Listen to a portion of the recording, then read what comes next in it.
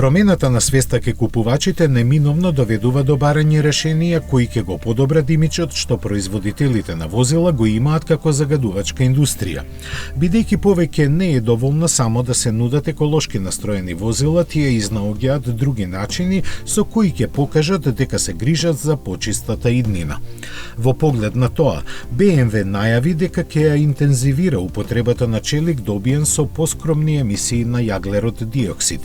Затоа од добавувачите има побарано во испораките да доминира челикот со чие производство како енерген се користени природен газ или водород.